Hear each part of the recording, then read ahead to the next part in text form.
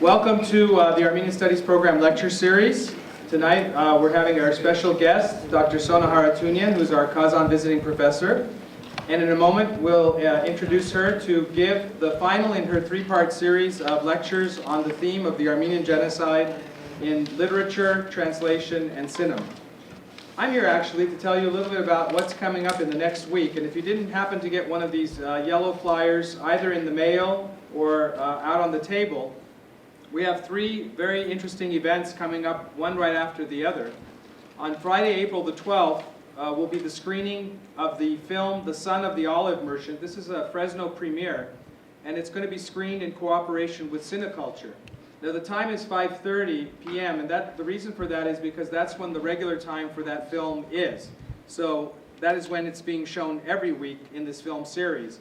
This is a film about the Armenian Genocide, but told through the eyes of a couple who have just gotten married and who are doing their own research on the Armenian Genocide.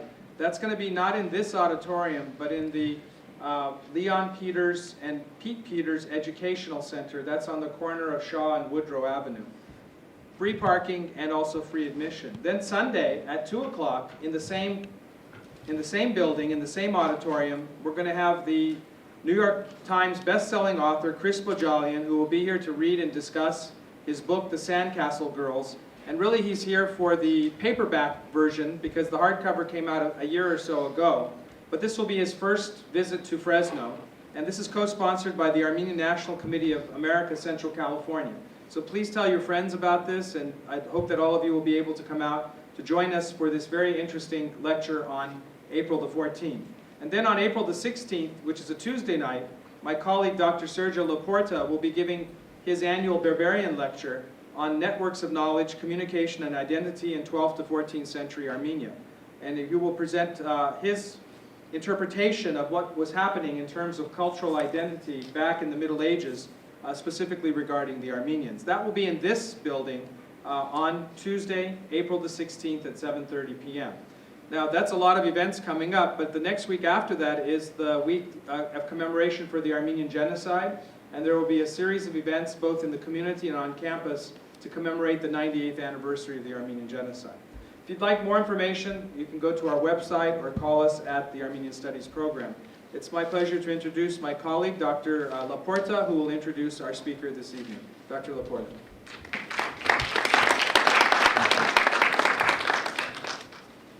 Good evening, everyone, and thank you for coming. As everybody is aware, this has been an incredibly busy month and a very busy semester, all told. It is my pleasure to introduce this evening someone who no longer, I think, needs any introduction. Our Kazan visiting professor of Armenian Studies, Dr. Sona Haroutyunian from Kafoscari in Venice. I have recently been told, we did the tally, this is her 6th appearance in Fresno, her 6th talk, and she still has 2 more to go. One on Saturday and another one for the linguistics department the following week here. Her final Kazan lecture is part 3 in her series on the Armenian Genocide in literature and cinema.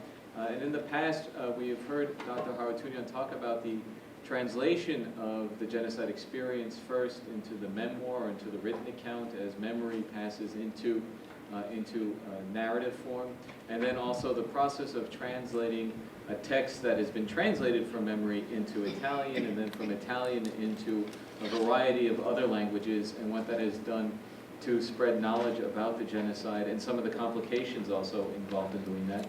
And tonight she's going to focus on a third act of translation, that is, how does one take a book, the written narrative, and turn it into a visual work of art or film. As many of you know, the Taviani brothers, the Italian film directors, the Taviani brothers produced the film Lark Farm in Italian, and it achieved quite a great success as a film, and I actually saw it for the first time while I was in Jerusalem.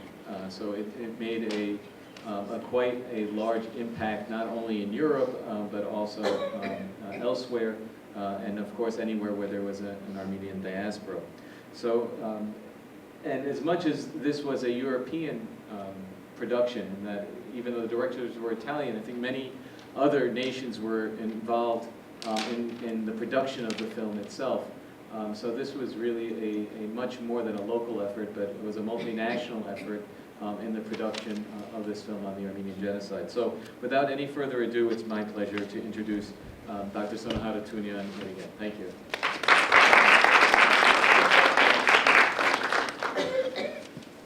Good evening, everybody. Thank you, Sergio, for this warm introduction. I'd like also to thank the guests and the students who have come to this lecture. I'm excited to present my third public lecture on the renowned Italian Armenian novelist Antonio Arslan's genocide narrative Skylark Farm. Today I'll briefly sum up my first two lectures and will focus on the theme of Armenian genocide in cinema by discussing the dramatized version of the renowned Italian Armenian novelist Antonio Arslan's genocide narrative, directed by Taviani brothers and co-produced by Italy, Spain, Belgium, France, and the European production Euroimages. And of course, we'll have some episodes from the film. During my first lecture, I talked about the contribution of literature in raising awareness about the Armenian genocide. And what I asked myself was whether literature is the next step coming after the historical event, in our case, after Armenian genocide. And according to me, it is not. So I propose this schema. So first we have the historical event of Armenian genocide. Then, what then follows is the translation of that event in the minds of the survivors. So we have the memory. Then, memory becomes the subject of oral history, making intergenerational transmission possible. Then the oral history comes into the minds of writers of memoir and fiction, and finally, the filmmakers, if such a story makes it to this step, translates the text in order to render the film as she or he has interpreted, or as I call, translated the story. So adaptation, that is film, screenplay adaptation, etc. Hence, we have the historical event, the memory, oral history, memoir or fiction, then translation of the literary genre, and then film adaptation. And I did a research, and according to some documents and some genocide narratives that I compared, the time spent between the first step, after the historical event, and the memoir, so the fourth step, is about 50, 60 years. So the writer needs a certain distance for the intergenerational transmission of the knowledge, because usually the survivors, that is the memory holders, the survivors, they have the psychological blocks. So before the information of the memory turns into oral history, usually 40 or 50 years passed. This was Arslan's case, this was Fethi Eçetin's case, and some other memoir or genocide narrative writer's case. So I discussed second, third, and fourth steps in my first lecture on Armenian genocide in literature, where I analyzed the personal and social function of the genre that the novel Skylark Farm belongs to, being a genre that mixes autobiography and biography, history and fiction, documentary and memory.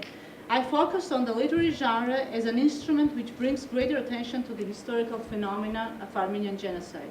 With the projection of some exclusive documents, we had a unique chance to visit backstage of the novel. And I want to thank again my dear friend Antonio Arslan for giving at my disposal family relics, some photographs and some original documents. So I was able to show it during my first lecture. Then I dealt with the translation of genocide narrative during my second lecture, exploring and problematizing the power of translation related to the genocide as an instrument of cultural, historical, and linguistic interaction. For example, why has Arslan's particular book been chosen for translation into 18 languages? What difference, if any, does reading genocide literature in translation make? And finally, in what ways have these translations contributed to the awareness of the genocide in their given countries? Exploring the impact these translations have had in their given countries, we also examine the readers' reactions by presenting exclusive interviews with some of the translators. According to that hierarchy that I have formulated, today we'll speak about film adaptation, so about the last step. Film adaptation, or as I call, film translation of a genocide narrative. Every book has its birth story, every translation has its birth story, and analogously, every film has its birth story. When the Italian famous film directors and screenwriters, the Taviani brothers, suggested Antonia Arslan to dramatize Scarlet Farm, Antonia Arslan had another proposal from Hollywood. But she was aware that in the past the several attempts to produce a Hollywood film on Armenian genocide were blocked. She knew that prominent directors and actors throughout the decades have attempted to produce the film based on Werfel's novel, but they had no success. Hence, Antonia Arslan confirmed the Taviani brothers' suggestion. The Taviani brothers announced right in the beginning that the film would have been freely inspired from Scarlet Farm. That is, the plot would have been relatively the same, but the directors had the right to change something or make additions, and in fact they editorialized, accessorized the film and inserted fictional stuff in the movie, like love episodes, etc. This is quite normal because even if it originates from a novel, the filmmaker translates to film his perception, translation of the fiction. Naturally, there is always the matter of fidelity of the film to the novel, generally expressed as a function of adequacy and acceptability, whereby the former is more or less what we mean by equivalence, and the latter is more or less what we mean by believability to the audience. For example, usually many readers watch movies based on the books they have read and come out disdain. Why? Because so many parts of the story are cut out. So we as readers search for mistakes and sometimes disregard whether the movie was nicely directed, produced, etc. So I think we should never compare them, but rather consider them separately. Now about the cast. The filmmakers managed to have an excellent cast. And as the Tavianis testified in one of their interviews, the actors were not only involved professionally, but also emotionally.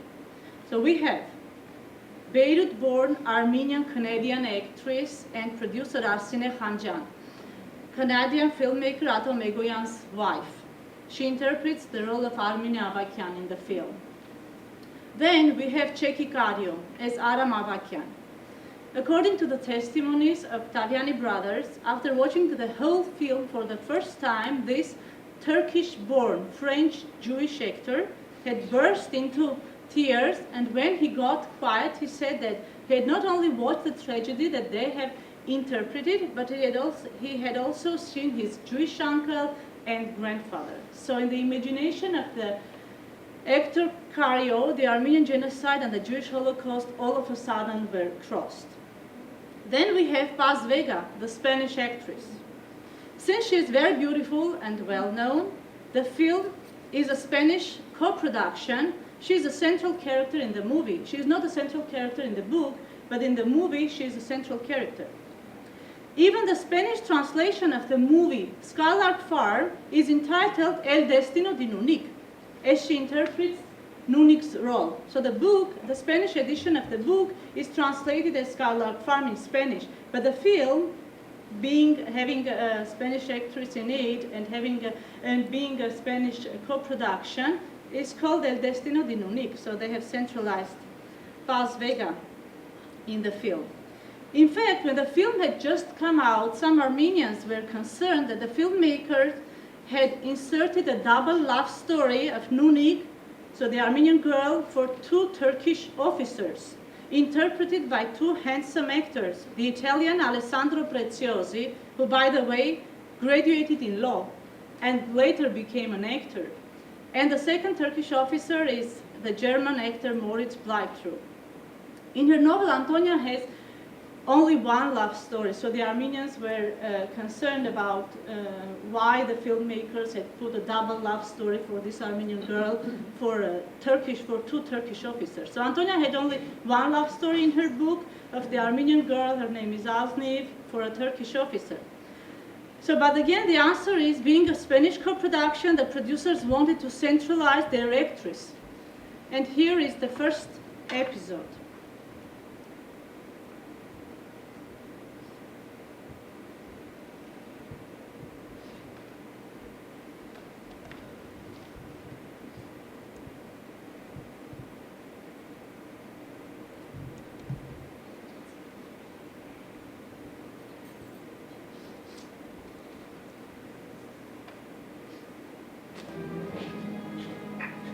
Rinunciare a convincerti. Sei sicuro di quello che fai? Sicuro. Anzi, lasciami. Augurami piuttosto buona fortuna. Non ne hai bisogno. Non ne hai mai avuto bisogno. Nick. Signorina Nick. So che lì sono io, Egon. Devo parlarle. La prego, mi faccia entrare. Signorina Nick. Sono io, Egon. So che lì. La prego. Mi faccia entrare.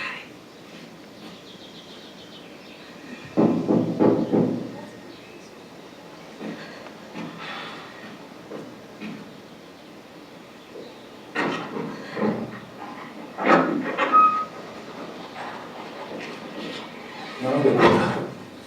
E mi ascolti. Io non ho paura. Ma lei non doveva venire. Sì, doveva venire, ma non qui. Parlerò a bassa voce. Non voglio che lei conosca i miei sentimenti. Ma lei mi conosce e io conosco i suoi. Se questo che le dico, mi dispiace, mi perdoni. Ora sono io a chiederle perdono. Lei sta dicendo le parole che io aspettavo di sentire. Che non dovrei sentire. Non mi parli così. Ma perché no? Non è colpa mia se quando mi sveglio la mattina penso, la vedrò ancora. Come cammina, come volge la testa. Come mi ha guardato il funerale. E sorrido a me stesso allo specchio. Vieni con me. Non ti sembro pazzo? No, non lo so. Prometto che non ti costringerò mai a convertirti. Andremo insieme in Europa. In Europa? Sì. Non può chiedermi questo. Ci conosciamo così poco. Perché dovrei ascoltarla? Perché devo salvarti. Io non voglio che tu soffra. Lascio la mia divisa, i miei compagni. Ma io devo salvarti. Salvarmi?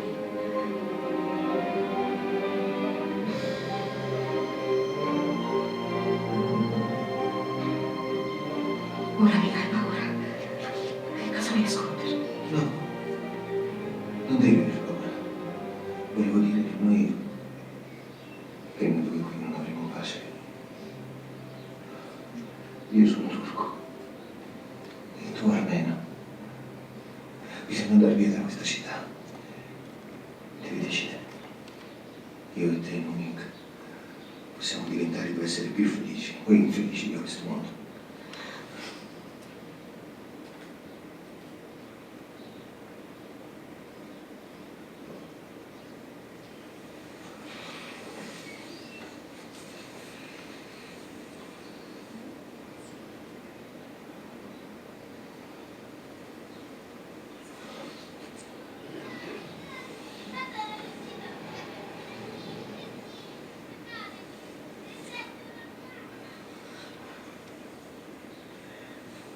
Se non mi vedi per qualche giorno non pensare male di me e mandare in scambio lo studio di lei. Al mio ritorno decideremo. Via, via.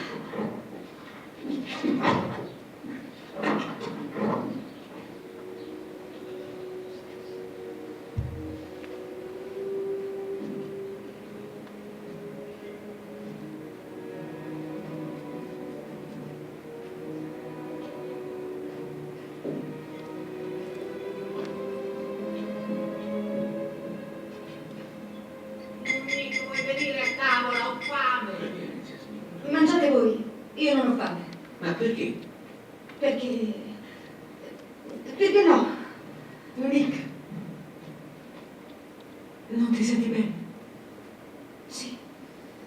No. Non sono mai stata così bene come stasera. Che cosa ti succede? A me lo puoi dire?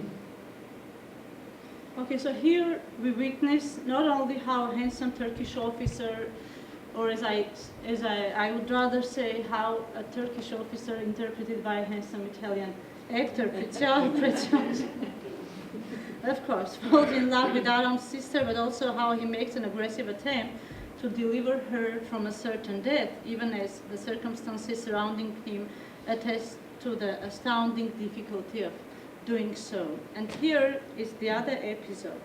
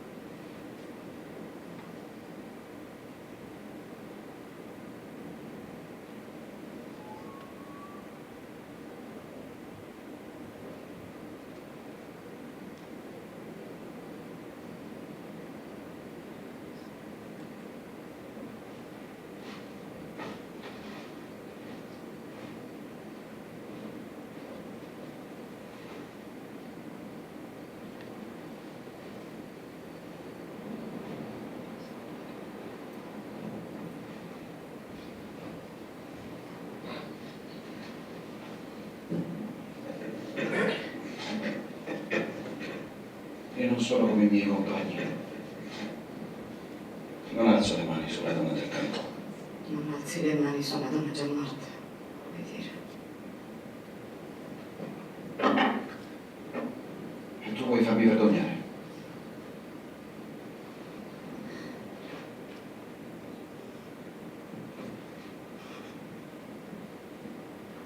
Ora va via.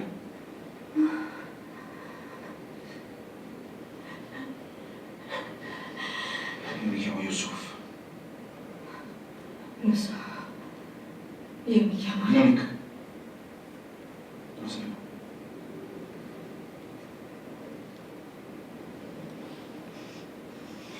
Aspetta. Voglio solo che tu sappia che io non vorrei stare qui.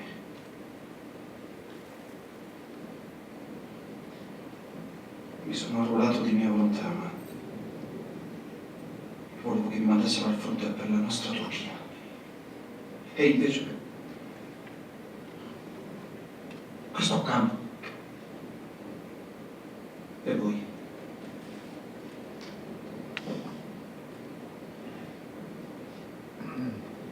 Ma tu hai fame, mangia. Mangia qualcosa. Mangia. No, no, per i bambini. Nemmeno questo pane mi piace. Non è come quello che si fa a casa mia. Sono cresciuto tra contadini. E quando sono partito, tutti hanno pianto. Ma erano orgogliosi di me e della mia scelta. Spero che non lo sapranno mai.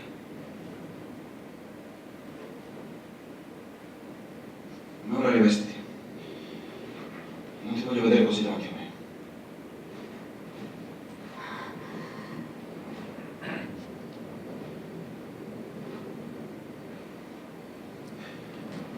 Aspetta.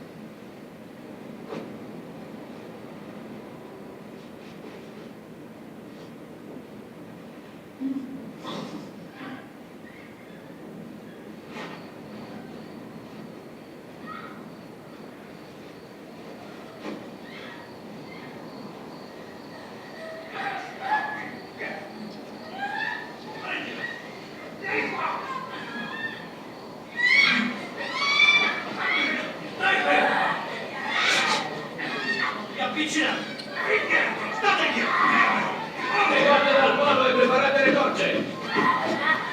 Siete la mia legge per chi tenta di fuggire dal campo, dalla mia colonna! Prima il fuoco e poi la testa! Vai indietro! Avanti con le torce!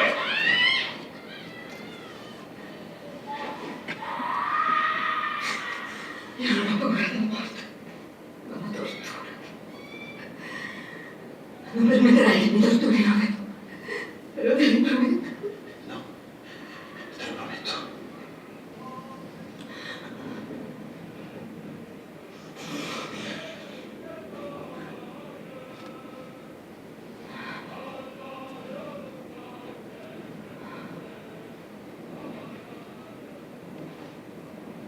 Prima che qualcuno di loro mi prenda con la forza. Voglio che sia lui.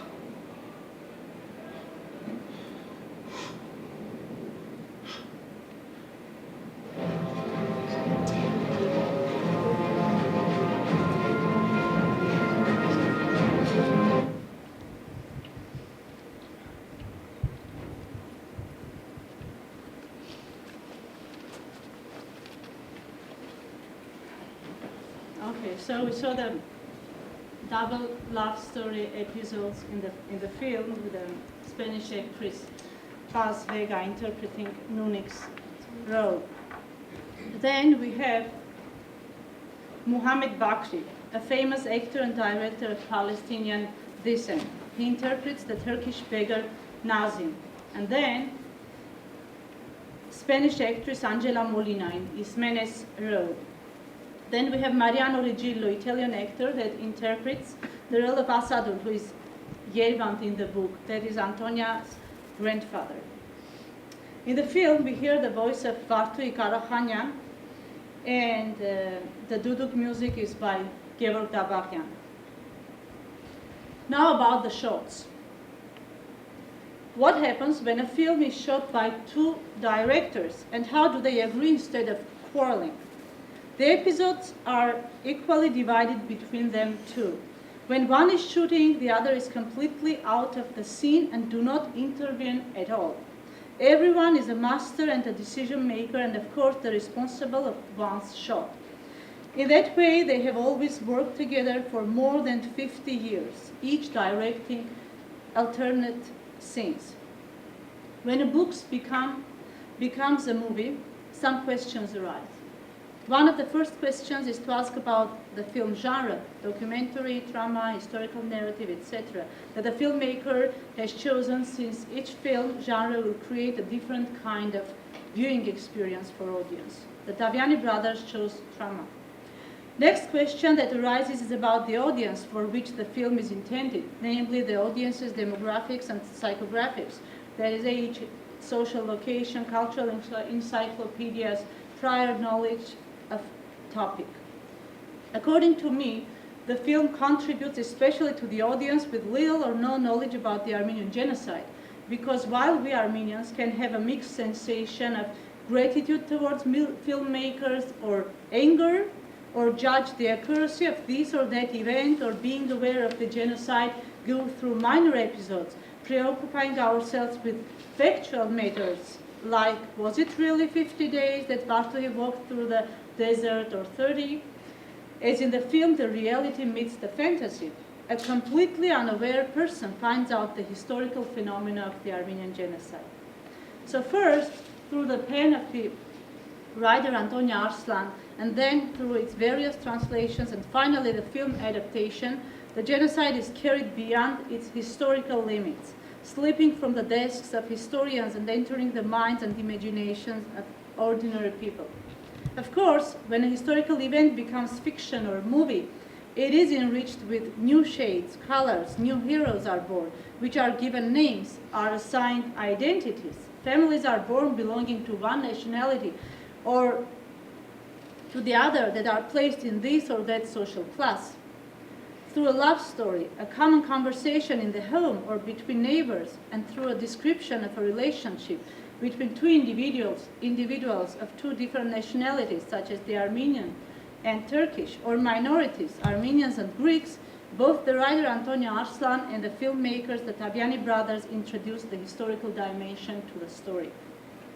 There is an episode in the film that explicitly speaks about the difference of Turks and Armenians, especially for a foreign audience. This is very useful. I'll try to show that this also.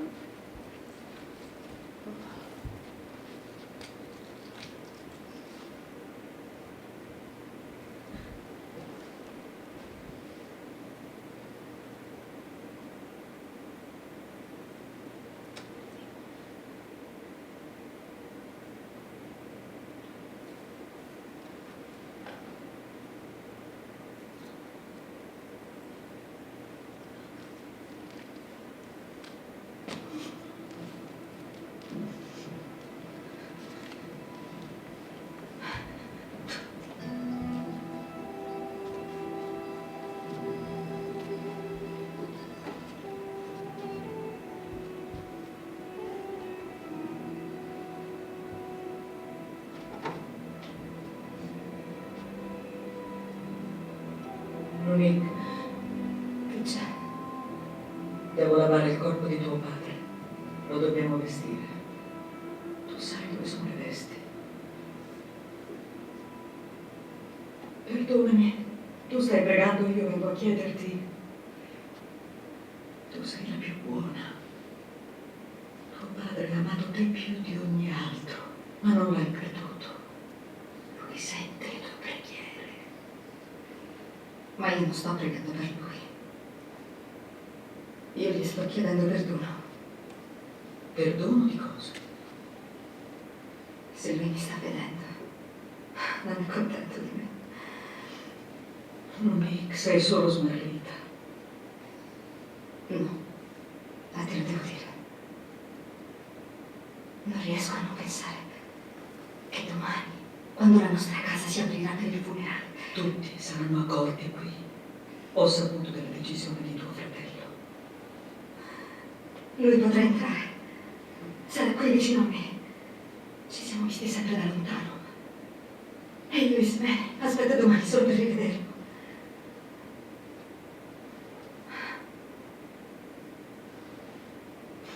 Vedi, non sono così buona.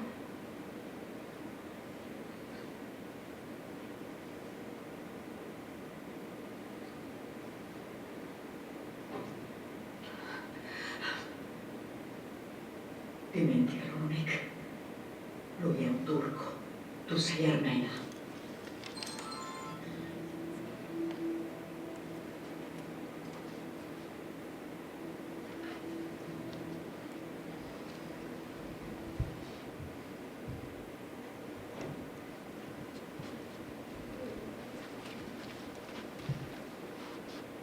So she said, you are an Armenian and he is a Turk. So when a non-Armenian completely ignorant of not only the essence but also of the existence of the Armenian genocide, watches the film, while hearing the sentence, "You are an Armenian and he is a Turk," asks themselves, why can't a Turkish marry an Armenian? So then the answer we'll find out later. The directors have declared all the times that their intention was raising awareness about the Armenian genocide and bring it as an example to the world to cease with the continuation of such crimes against humanity. The directors don't take a position with regard to the topic. They rather try to bring a sort of equilibrium in the film by evidencing the existence of good Turks who try to help the Armenians, as we see in the following episodes.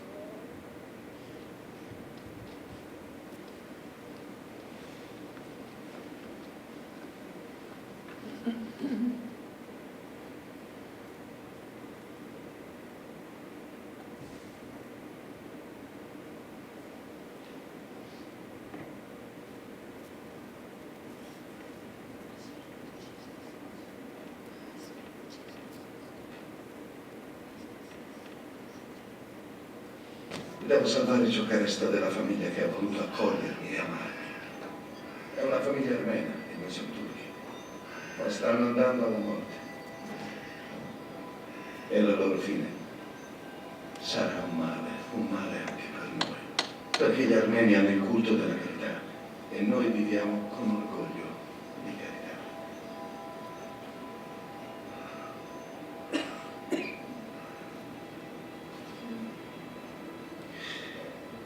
Lo so che nessun mendicante si può permettere il lusso di regalare.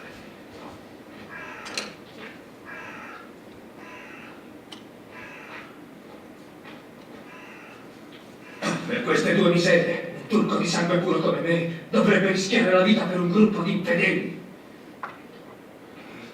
Aiutami, fratello. Sputami pure in faccia. Ma aiutami. Le mie benefattrici. Io le ho tradite. Perché non vuoi aiutarmi? Perché tu sei un infame. No! Questa non è la volontà del profeta. Dai cieli grida contro di noi. Se non daremo il nostro aiuto a chi ci ha accolto e nutrito.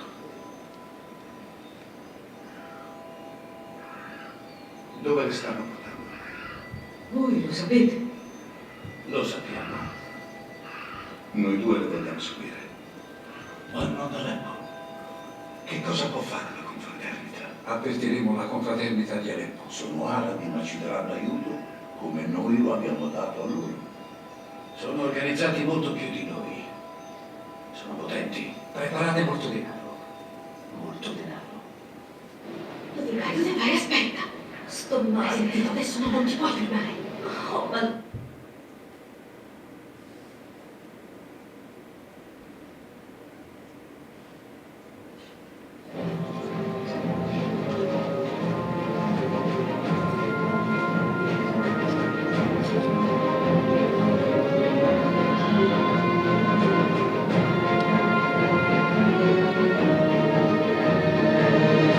Un bravo falegname con i suoi figli allestirà un carro di fieno, con un doppio fondo, e lo porterà in prossimità del campo.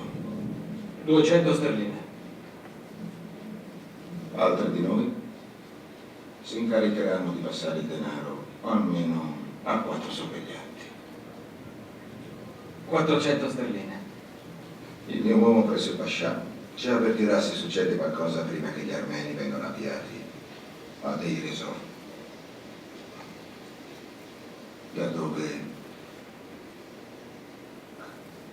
Voi lo sapete, vero? Nessuno tornerà indietro. 500 sterline. Resta quello che dovete alla confraternita. Totale 1400 sterline. Oh,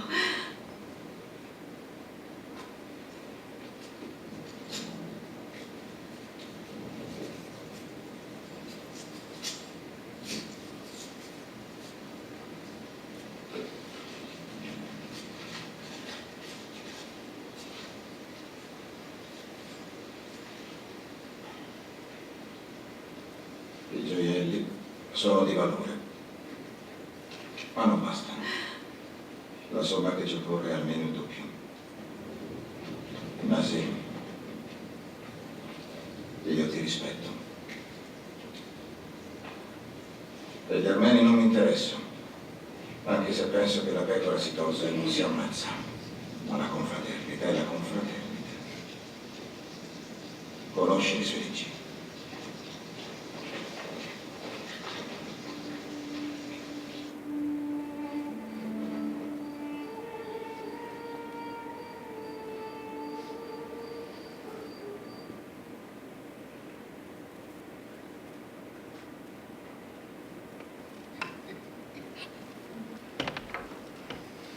The film's genre is historical narrative based on a historical novel, so the goal is to awaken curiosity, interest, even engagement in a historical event.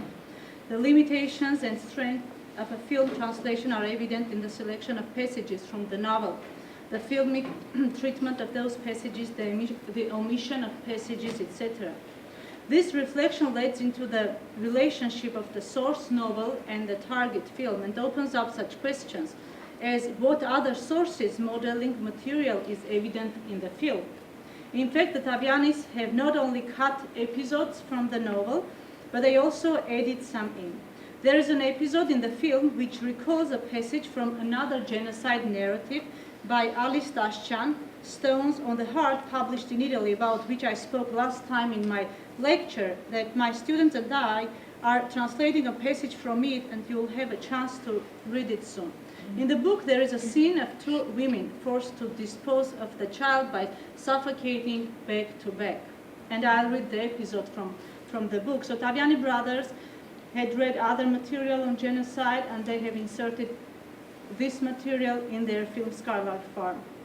And this is the episode from the book. We were terrorized by the Turks' cruelty. We understood that they were trying to annihilate us all, but before they were enjoying killing the children in front of their mothers, who were going mad, throwing themselves from the cliffs. The Turks were opening the wombs of pregnant women with yataghan. They were stabbing children and then drowning in the rivers. They even took off clothes from the dead to resell them afterwards. Our 2-month-old baby was crying because he was hungry. There was no milk in Hripsime's breasts. The grass that she ate on the streets caused terrible stomachache for the child. However, the poor creature destined to die of hunger, diarrhea, or by the sword, to avoid being discovered by his cries, our mother and sister suffocated the baby in the middle of their backs, one against the other, without looking at him. He extinguished like a candle. And this is the episode from the film.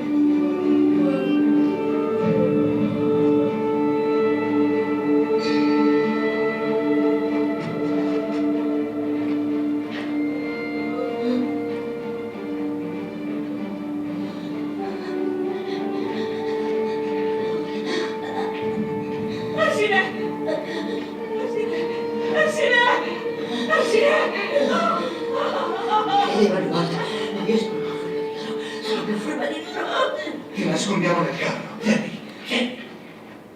No. Se fanno un'ispezione a Dio, alla fine. Loro avevano provato a fuggire.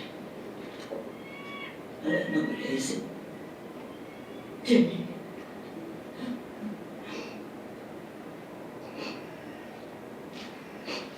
Armine, non dica. Le bambine che avete visto, zia Smig, parla con noi. La zia Smig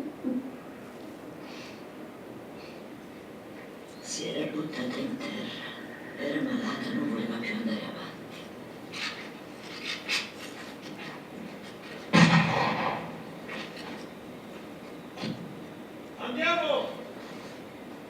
Andiamo!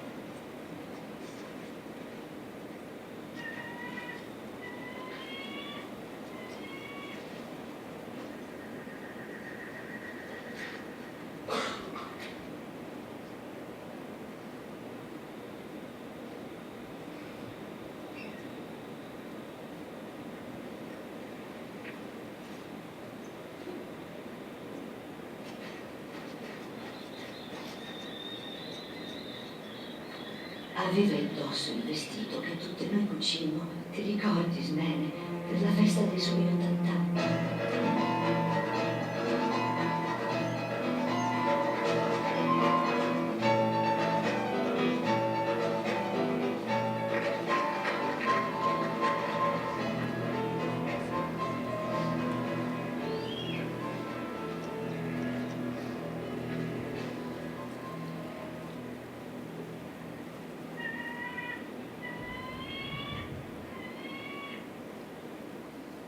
E le altre, Armine?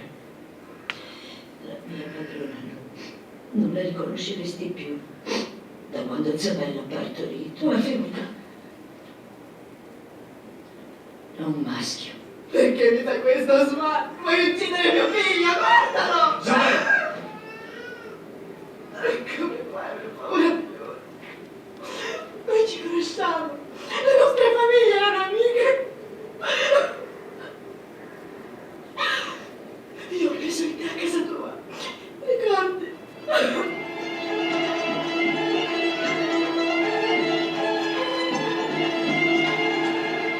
Devi ardere solo di te.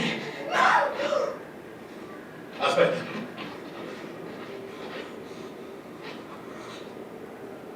Uccido tu.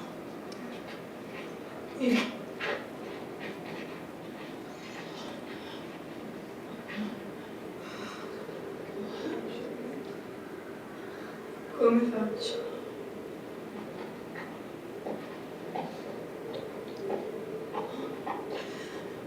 Come faccio, Luna? Aiutami. Sì.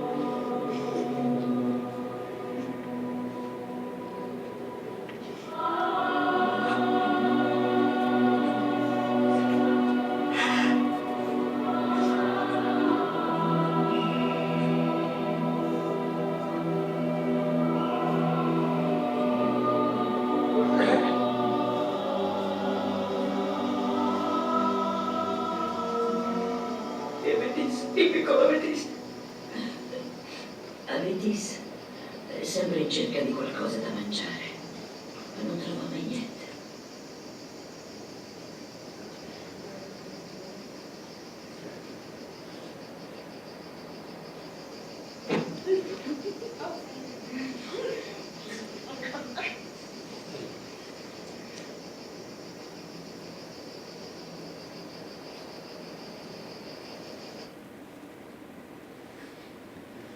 Turks first tried to block the Taviani brothers from shooting the film. Then, when they failed, they tried to block the circulation of it. In the majority of cases, they didn't manage, but they did manage in one of the most important countries in Europe that I cannot tell in public. When the assistant of the Culture and Tourism Minister of Turkey was asked by a group of Armenian reporters, how could Turkey speak about cultural dialogue between Turkey and Armenia when Skylark Farm by Taviani brothers is banned in Turkey and Egoyan told Ararat was performed after some deep movements? The Turkish official answered that he had never watched that film, but he could imagine its concept. It's about Armenians' exile in 1915. The Turkish official said, similar films may never do any good to the improvement of the bilateral ties. When I hear history of Armenian people, I think of that very period. I would never protest its demonstration, and some different films demonstrating the exaggeration of those would be welcomed as well. So he's using the term exile of Armenians, those exaggerations, said the Turkish official.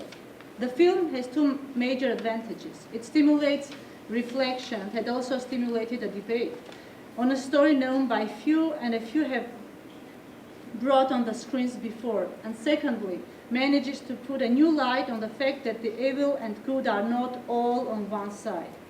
When we asked about the effect of a film, we are dealing with the rhetorical and artistic purposes of the film. That is to say, we are probing into the film's scopus, or purpose, with regard to audience, entertainment, information, historical reconstruction, call to action. With regard to the film's artistry, we are asking questions about the craft of the film and whether or not its characters, language, and structure have artistic merit. A novel would have similar artistic and rhetorical purposes, but executed along different lines, since the experience of reading a novel is stretched out over several hours, if not days, while the experience of viewing a film is contained in under 2 hours. And this is a very important point. Film reveals to be an excellent tool to raise awareness about the Armenian genocide in less than 2 hours among hundreds of thousands audience. When in 2006 the Taviani brothers were shooting the film, their desire was to see their movie circulating in the schools. Today, I am happy to assure you that the film is shown in the Italian schools among the students of the 8th grade year when they learn about the World War I. With this lecture, I complete my series of lectures on Skylark Farm. The aim of my 3 public lectures was to analyze the different effects that each medium, literature, translation, cinema, might have on the experience of its readers and audience, what that medium is trying to cultivate, the limitations of each, and as we witnessed how all of them in different ways bring greater attention to the historical phenomena of the Armenian genocide. And I'd like to finish with a reflection, and then I'll show the final episode from the film. My reflection is that with the memory, what is past returns to be actual. The memory is not only an act of remembering, but it can become a living material, can become an emotion. And I'd like to finish my lecture with a final episode from the film.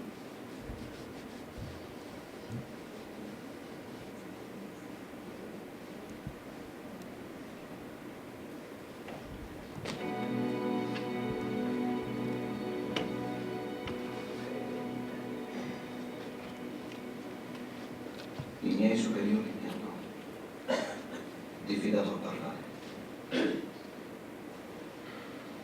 Negano la verità.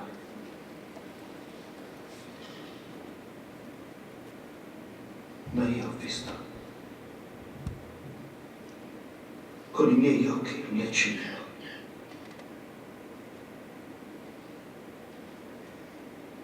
Dopo la sosta ad Aleppo, costringevo i deportati a riprendere la marcia forzata fino a Deir ez-Zor. Là, i sopravvissuti alla fame, alla sete e alla fatica.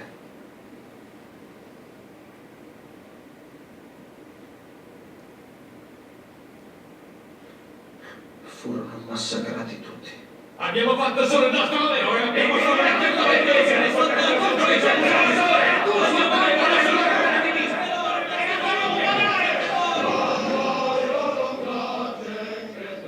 Basta così!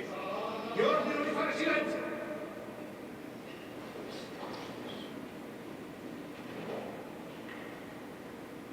Lei intende denunciare qualcuno in particolare? Le ho fatto una domanda. Intende denunciare qualcuno in particolare? Me per primo.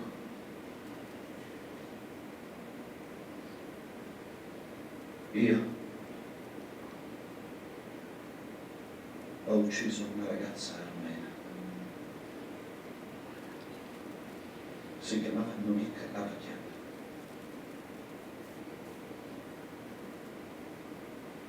Era una donna che amavo.